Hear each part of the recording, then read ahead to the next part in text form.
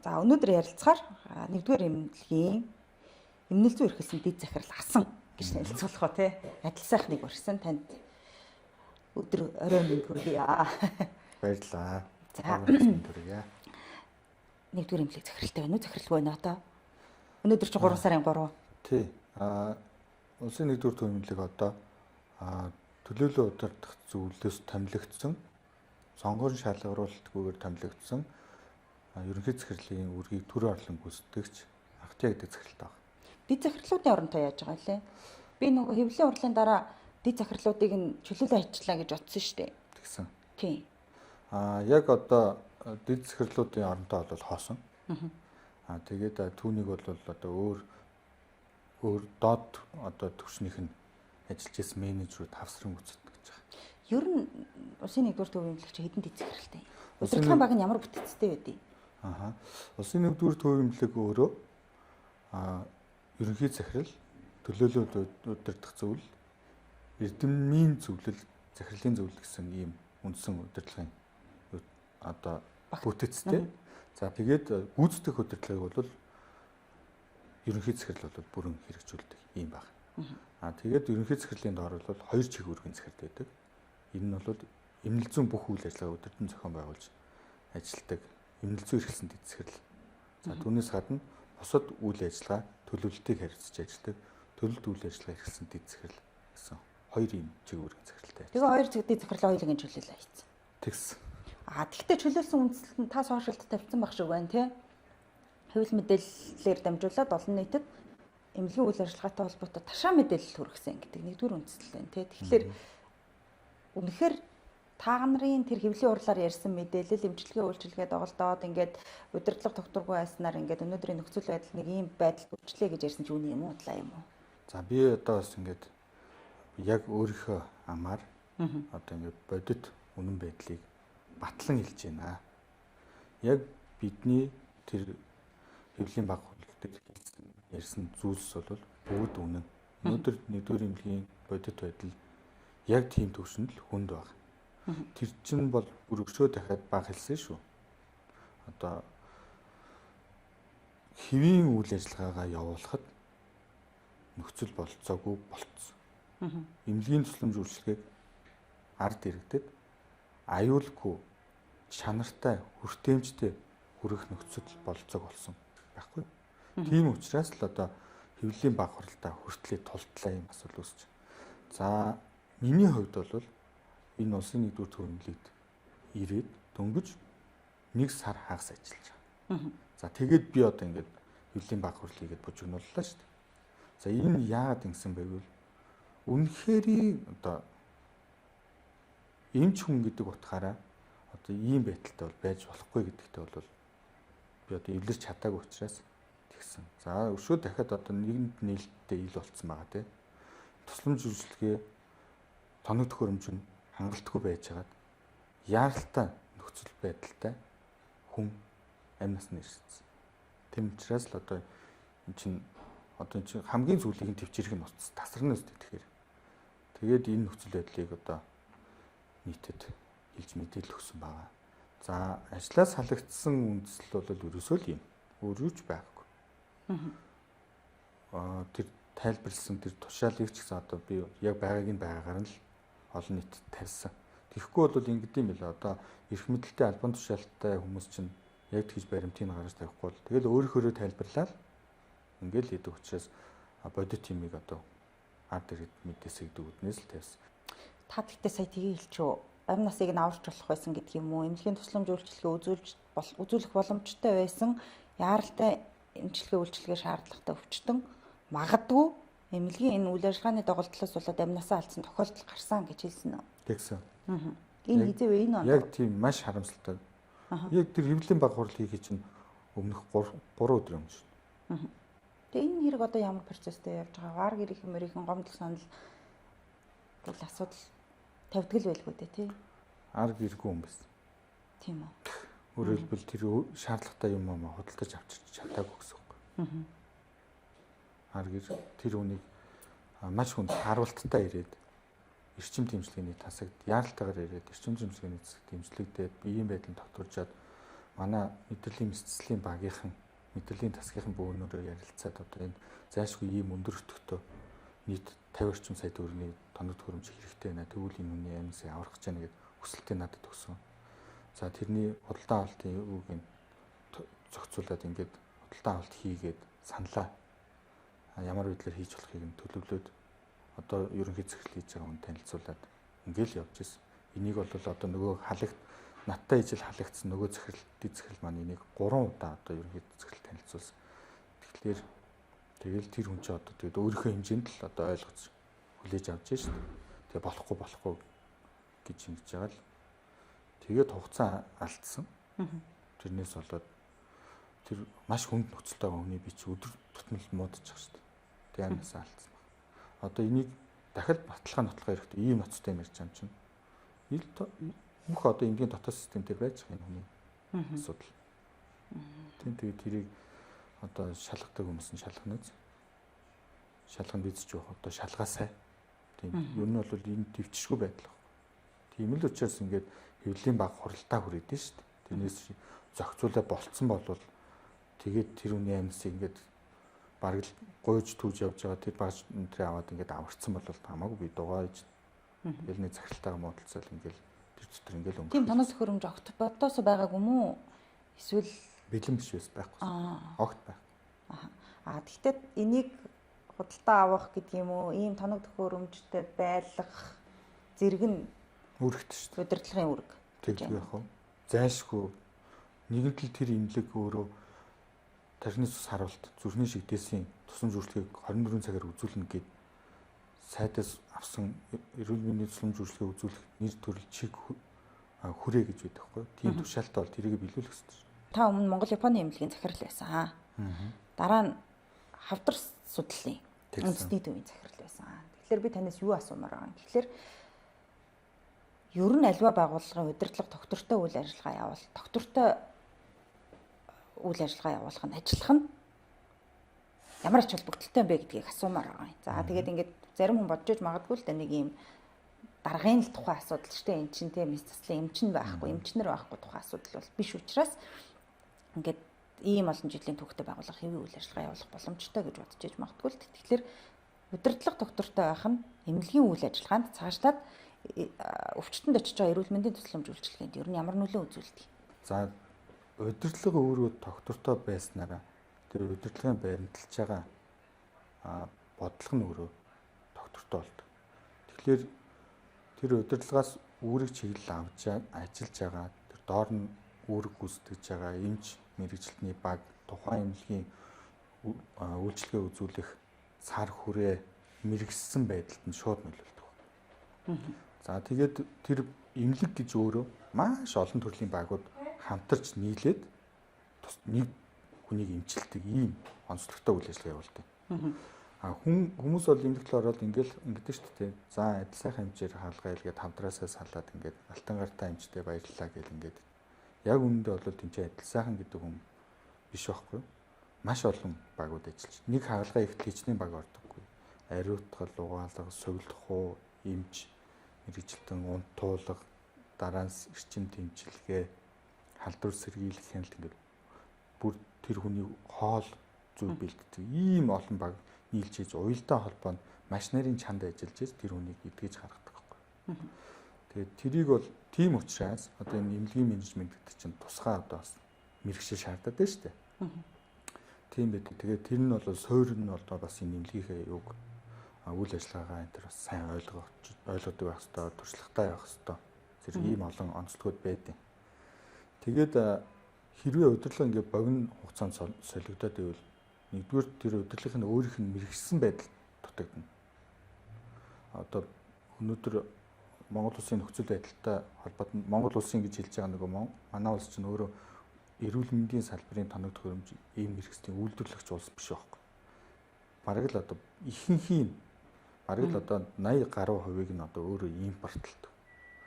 Импорт биш өөрөө дотоодоос нийлүүлж байгаа юм ч гэсэн ихэнх нь бараг гадаадаас авчаад савлаад өөрчлөөд ингээд нийлүүлдэг юм байдаг учраас одоо энэ им хангамж, им хэрэглэхийн хэрэгслийн логистиктэй тэрний хангалтын бодлого нь маш хэцүү. Дээрээс нь энийг нөгөө Монгол Улсын нөгөө төрийн хөрөнгөөр ажил үйлчлэгээ, бараа үйлчлэгээ худалдаа авах хуульд нийцүүлж ингэж ажиллана гэдэг бас их төвөгтэй.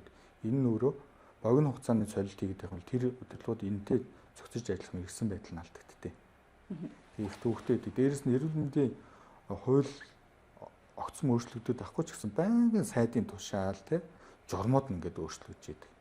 Дээрээс нь одоо нөгөө эрүүл мэндийн даатгалыг яриад л ингээд болохгүй нэ, ингээд болохгүй нэ гэл ингээд идэг. Тэгээ энднээс айгүй их өөрчлөгдөж учраас одоо удирдлага нь мэрэгсэн байвал, тогтвортой байвал энэ өөрчлөлтүүдэд өртөх магадлал нь бага болдог байхгүй. Тэгснээрээ эмнэлгийн үйл ажиллагаанд багуулдаж хямрах магадлал нь бас бага болдог. Одоо Японд бол ингэдэг. Том эмнэлгийн удирдлагыг бол төлөөлөл удирдах зөвлөлийн шийдвэрээр 3 жилээр сонгоод шаардлагатай бол дахиад 3 жил сонгодог.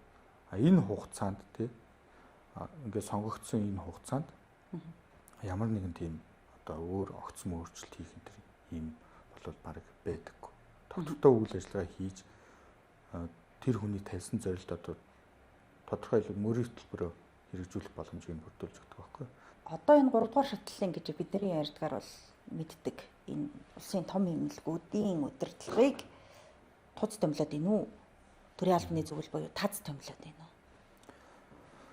Хуулиараа бол лавлгаа шатлалын төрөлсөн мэргэжлийн энэ эмнэлгийг эрүүл мэндийн хуулийн зааснаар төлөөлөл удирдах зөвлөлөөс одоо сонгон удирдлага гүйцэтгэх удирдлагын томилж сонгох ийм бол хууль байдаг эрүүл мэндийн хуулиар.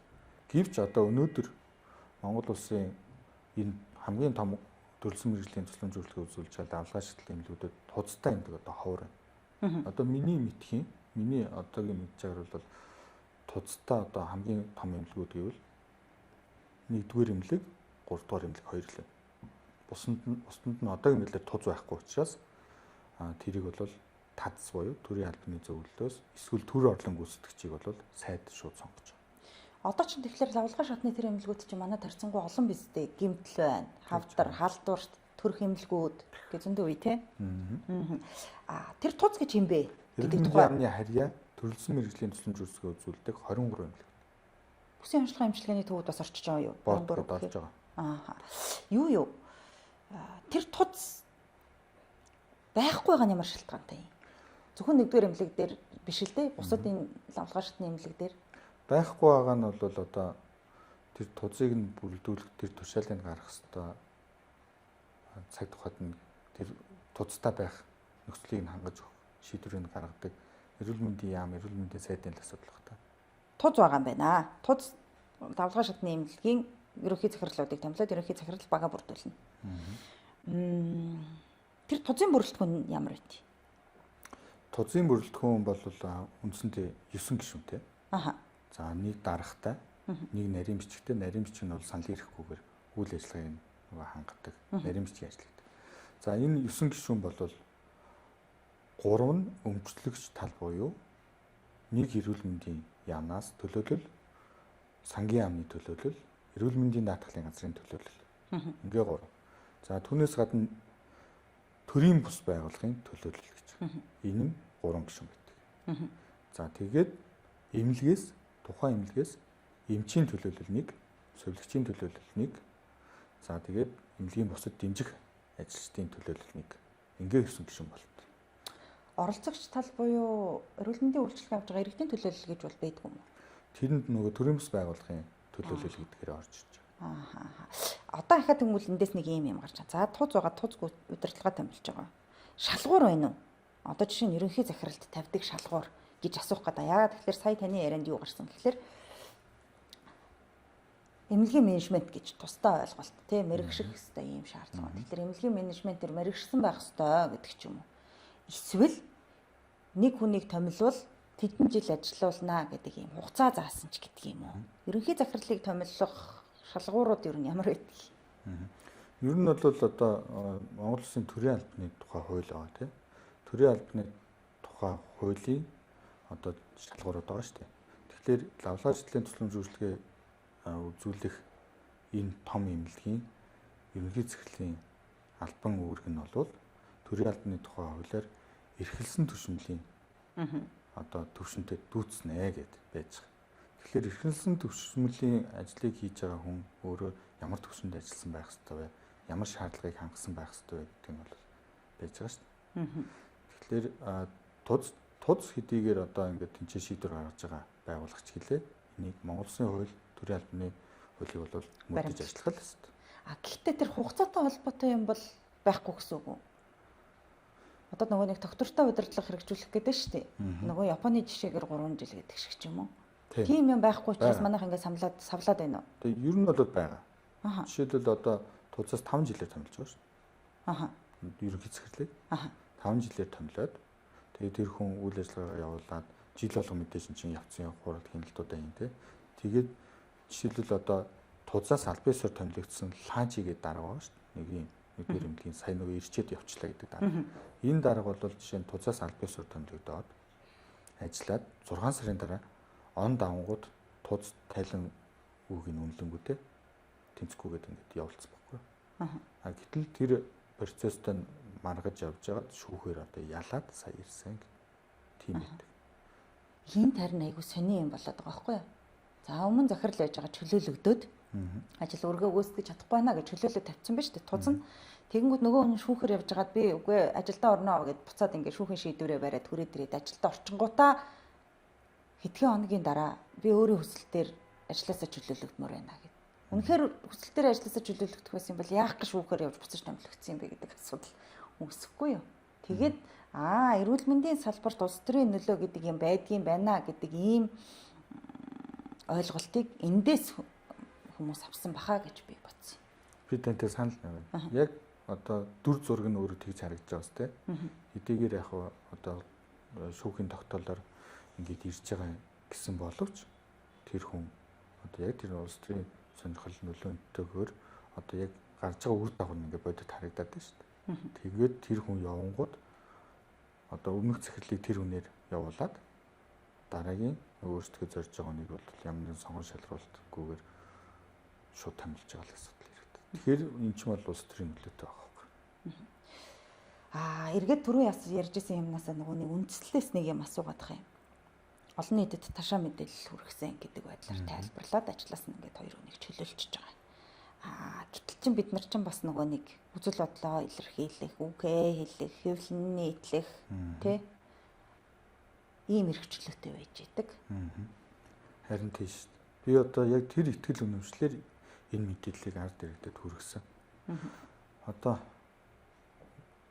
Монгол улс чинь арчилсан төрийг сонгоод энэ одоо нийгмийг зарчмыг баримтлаад ингээд ажиллаж байгаа ард иргэд одоо бүрэн тийм ихтгэл үнэмшилтэй амьдардаг те төр зэсэгтэй одоо тийм итгэж байна.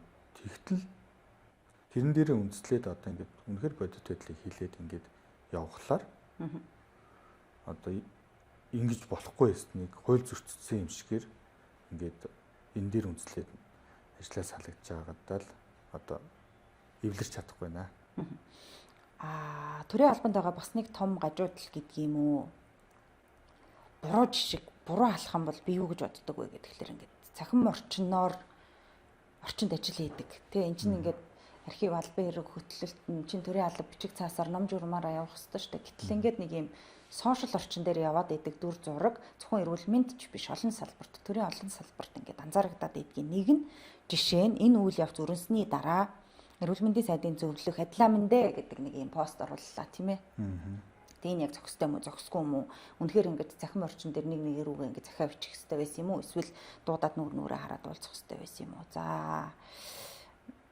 тэгээд үүний дараа энийг эрүүл мэндийн сайд бас нэг байр суурь өөр сэдвээр ярилцлага өгөхдөө илэрхийлэхдээ бас л нэг тийм утга агуулга илэрхийлсэн. Тэгэхээр тэр нь юу байсан бэ гэхээр бараг адил сайхан гэдэг энэ хүн чинь ер нь нэгдүгээр эмнэлгийн захирал болох сонирхолтой нөхөр юм аа. Тэгээд тэр хүсэл нь гүйцэлдэхгүй болохоор ингээд ийм үг яриа гаргаа твлийн урал хийгээд гүгээд байгаамаа гэдэг агуулга.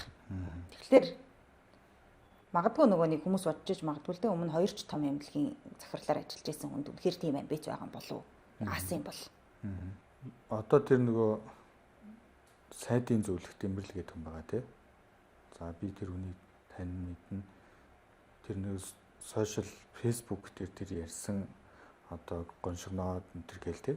Тэгээ хэлж байгаа. Тэгээ тэр Зүгээр л тэр хүний өөрийнх нь л арин шин. Тэр хүн ерөөсөл тийм өөрөөр тэр яаж чадахгүй. Өөрөөр тэр ойлгож хүлээж авч чадахгүй. Хүмүүсийн чинь бүдүүлэг нийлж хэлсэн ч ойлгохгүй. Тийм зүгээр л арин шин тийм байхгүй. Бид хувь хүн талаас нь ч мэдхий зүгээр хэлж байна. Тэр би бол үнэхээр тоохгүй. Хамаагүй.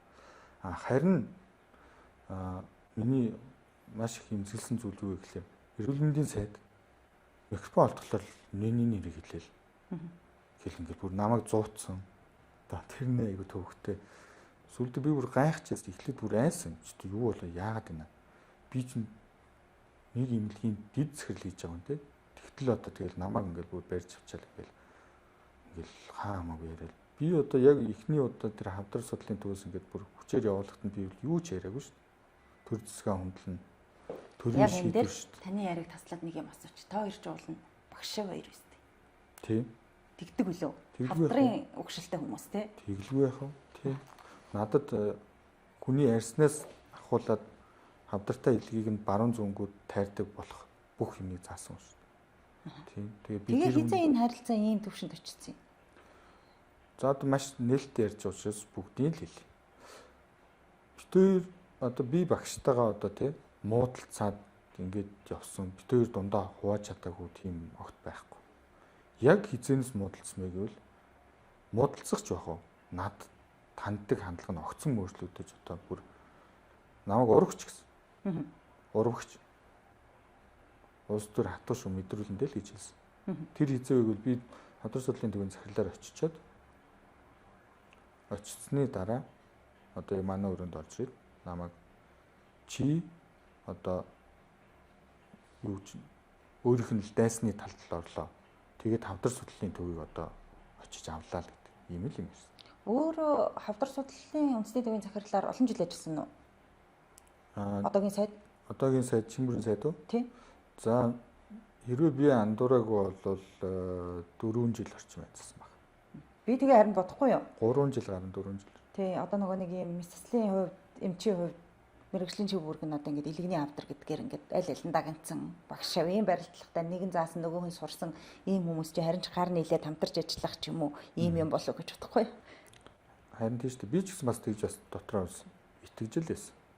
Гэхдээ яг сайд болсныхаа дараа бол тэгж боддог л дээ. Яагаад гэвэл өөрөө сайд болохоос өмнө хурж ирээд намайг бүр хотоо айлгцсан байна шүү дээ. Чи бол одоо ингээд мөн сайхны талд ороод тэгээд ингээд одоо миний эсрэг ажиллая. Тэгээ би тухайн үед бол их гайхчихсан чинь албан тушаал гэдэг чи одоо юу дайсан байсан наа гэж бодд юм уу те.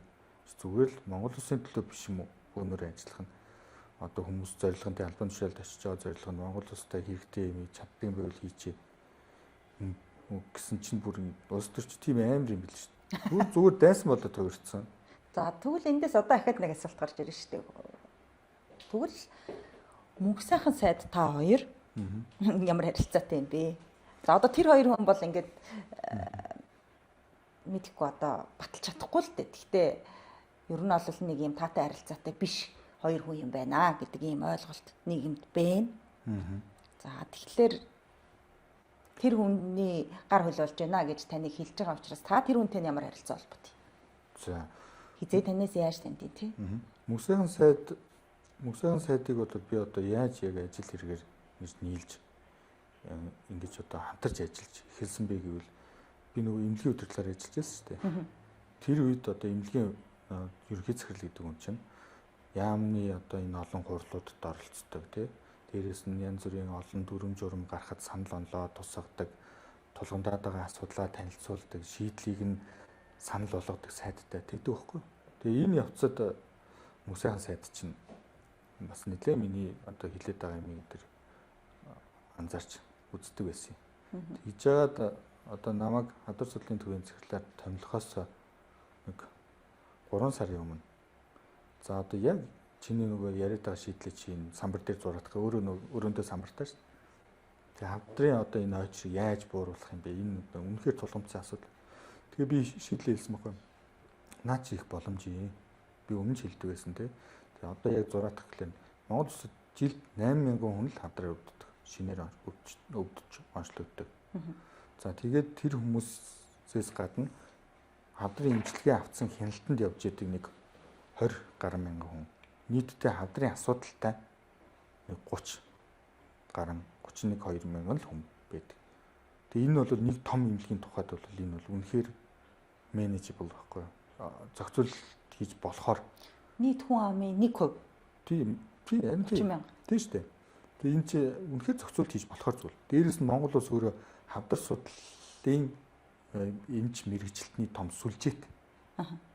Тэгээ ийм байдаг. Тэгээд энэ дээр ингэж болно. Дээрээс нь улсын 1-р төв эмнэлэг, 2-р төв эмнэлэг, 3-р төв эмнэлэг бүгдээр хавдар судлалын төвөөс илүү тоноглогдсон хүчин чадалтай эмч мэрэгчлэтнүүдтэй тэнцээ бас тэр тусламж үйлчлэгийг ингэж тарааж ард түмэнд хавдрын тусламж үйлчлэгийг хүртээмжтэй хүргэх бүрэн боломжтой байхгүй.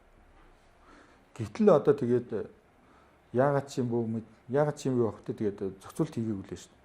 Тэгээд ингээд бүх хавдартай хүнийг л хавдар судлалын төв эмчилдэг юм шиг болгоол тий. Тэднээс л ганцаараа чадах юм шиг ойлголт төрүүлээл. Тэгэл хавдар гэдэг хамгийн аимшигтай өвчин өвдчих юм бол тэгэл шууд өгөхтэй цааз ял шиг ойлгуулаад ингээл тэгэл байхгүй. Бүгд тэнцээ хавдрын асуудал яригдал бол хавдар дээр очих хэрэгтэй гэдэг. Ингээд явдаг.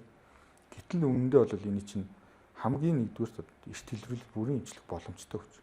Бүрэн штэ эрт хэлбэрэл бол бүр аюулгүй зардал багтай хурдан хугацаанд үр дүнтэй бүрэн төгс имжлэх боломжтой өвчин байхгүй.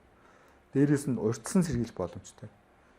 Монгол улсын хортой хавдрын одоо 32% илэг, 3 хавдрын нэг илэгний хортой хавдар, ходоодны хортой хавдар, улаан хоолой, умаа үзүү хортой хавдар. За энэ дөрвөн хавдар нийлээл бараг нийт хортой хавдрын тохиолдлын 65% дээр нэртэх. Тэгээ энэ бүгдээрээ нөгөө нэг идэж ухасаа л болж. Гэтэл дэлхийд эсрэгээр шүү дээ. Дэлхийн хавдрын өвчлөлийн бүтцэн өөр дандаа нөгөө химийн хүчин зүйлийн нөлөөтэй байдаг. Манайх бол биологийн нөгөө вирусын халдвар, хеликобактер, улаан хоолой сөргөө тэрний шалтгаан халдвар, умаа үзүүд хортой хавдар 100% шүү дээ. 100% гэж хэлнэ. Хүний хөхөнцөр вирусын халдвараас үүсдэг. Энэ халдваруудыг хомиход Монгол улс нийт хавдрын өвчл хэрвээ бүрэн зогсоож идэх юм бол за дахиад 50% бол буур ш. Тэгэхээр жилд хортой хавдрын шалтгаантай насварж байгаа хүн 7400 гэж үзэхлээр энэ хүмүүсийн тал нь одоо буурлах боломжтой байхгүй. Уул нь бол ингээд яг одоо мөксөн сайдын тэр яриад байгаа шиг ингээд самбар дээр зурчаад ингээд харуул үнэхээр зохицуулж болно. Тийм учраас одоо бүр чанга дугарсан биз дээ. 12 би 5 сар томилогдоод 12 сарын 1 гэхэд хавдар судлалын тусламж үйлчилгээг ойчиргүй болгоно. Хэдий ч нэ хурдан тусламж үйлчилгээ авах тусмаа хүн тэр авах тусмаа хүн бүрэн төгс идэгдэг. Дээрээс нь дахилт илэрдэг. Ийм болдог байхгүй юу? Хоёлаа хавдар судлал тэр дундаа илэгний хавдарч гэдэг юм уу? Энэ чиглэлээр дахиад ярих юм бол дахиад бараг 1-20 минут ярилцлага гарахаар хугацаа учраас би тантай яг энэ сэдвээр бол дараа дахиад ярья гэж ингэж бодож байна. Өнөөдрийн сэдвийн тухайд бол одоо хоёлаа нөгөө нэг ярьж байгаа тальтраад ингээд өөр тийшээ явцсан. Танд үнэхээр 1-р эмнэлгийн захирал болох гэдэг юм уу те гүйцэтгэх удирдлагаар ажиллах ийм амбиц сонирхол байгаа учраас өнөөдрийн нөхцөл байдал үүссэн юм уу гэдэг асуултын хариултаар ингээд энийг дуусгая. За тийм. За одоо ингээд ярьж байгаа шүү те адил сайхан ингээд 1-р эмнэлгийн дарга болох гол ингээд хэвлэлийн баг хөрлөгийг юмыг улс төржүүлээл ингээд юм гэж бодож байгаа. Би 1-р эмнэлгийн эмнэл зүйрлсэн захирал болохыг өөрөө хүссэн. Дэд захирал болохыг. Дэд захирал болохыг хүсээд сонгон шалгаруулалтанд нь зорж очиж ороод тэгээд тэнцээд тэгээд томилогдсон байна. Энэ одоо эмнэл зүйн эрхлэн дэд захирал гэдэг ажил өөрөө маш өрмөц эмнэлгийн менежментийн хамгийн одоо чухал хэсэг нь. Төвийн тоглогч. Төвийн тоглогч тийм. Яагаад вэ гэхээр улсын 1-р эмнэлгийн төв эмнэлгийн тухайд ярихад бол өдөрт одоо ингээд 1200-аас дээш хүнд амлалтын тусламж үйлчилгээ онцлогоо хийж идэг. 24 цаг яралтай ажиллаж идэг. Хамгийн хүнд төрлийн тусламж үйлчилгээнүүдийг хийдэг. Нарийн мэрэгжлийн тархины мэс засал, тархины цус харвал, зүрхний шидээс эргэтэн шилжүүлэх хагалгаа тий. Тэгэл одоо зөвхөн улсын 1-р төв эмнэлэг дээр хийгддэг 20 гаруй нэр төрлийн тийм тусламж үйлчилгээнүүд хүртэл ингээд байж идэг байхгүй. Тэгээ энэ 487 ор байгаа. 487 орн дээр ингээд согсоо зайгүй эмчилгээ тусламж өөрчлөлтөө үзүүлээд ингээд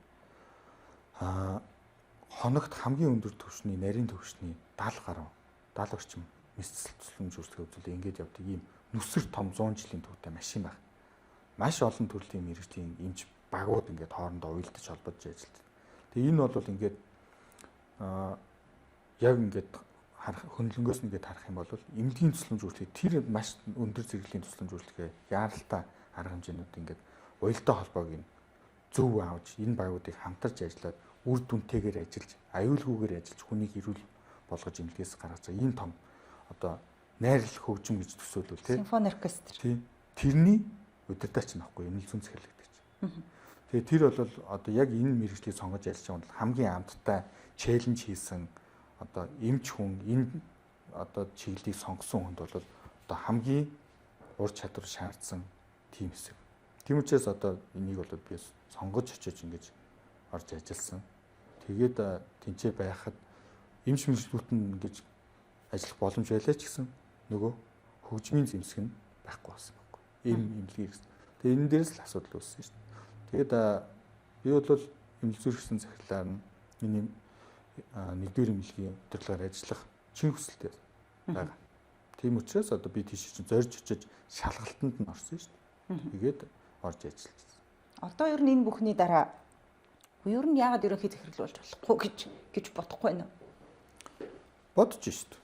Хэрвээ одоо сонгон шалгуулалтаа зарлаа тэгээ хууль ёсны болгоод шалгуураа тавиад тэрэнд нь нийцээд очиод ороод тэнцээд гараад ирвэл ажил нь энэ хамт олонны төлөө өөрийнхөө мэдгэж чадах зүйлээ зориулахад бэлэн байна. Гэхдээ энэ хурлыг бол дараагуулах гэж хийгээгүй шүү. Гэхдээ нэг юм асууя. За 3 дугаар шатлагын гэдэг юм уу? Ялангуяа тэр нөгөө таны хэлээд исэн 23 том эмнэлгийн захиралчин эрүүл мэндийн яамны энэ удирдлагын багтаага яамны аппараттайгаа ойлголцохгүй бол бас л ажил хийхэд хөвгтэй биз дээ. Тэглгүй яах вэ? Тэгнь шүү. Одоо жишээ нь тэгэл яамны аппаратын үгэнд орохгүй юу болгодгийг харуулж байгаа шүү. Яг одоо энэ процесс чинь төрийн нарийн бичгийн дарга ирээд сонгон шалралтгүйгээр шууд даргын томилоод тэгээд тэр дарга нь дараа нь үйл ажиллагааг нь өдөртөн зохион байгуулж байгаа хоёр чигүүргийн захирал буюу бүх дэд захирлаа нэг өдөр нэг тушаалаар халж шүү. Тийм л шүү. За ойлголоо. Баярлалаа. Урилга хүлээж авсанд баярлалаа. Тэгээд нөгөө хавдар гэдэг сэдвэр бол дараа нь дахиад жижигтэй ярилцах юм боломж цаг зав гаргах байхаа гэж ингэж найдаж. Би тэрийг бас хүмүүст ойлгуулах чин хүсэлтэй. За баярлалаа. Баярлалаа.